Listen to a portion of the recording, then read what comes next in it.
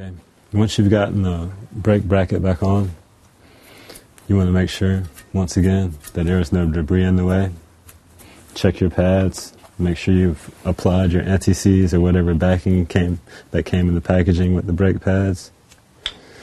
And then you just simply stick them back into the bracket itself, making sure that you don't put them in there backwards to where the abrasive side may be facing out.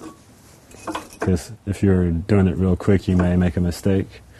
You want to make sure they're also seated into place well into the bracket so that you don't have a problem with putting the caliper back on to this brake assembly. And some cars are made to where they have a clip or a bolt that actually goes through and holds the pad into place. So this car is pretty straightforward. You put your pad back on and you've seated your brake pads back into your caliper. So that's basically, in general, putting the pads back into your caliper bracket.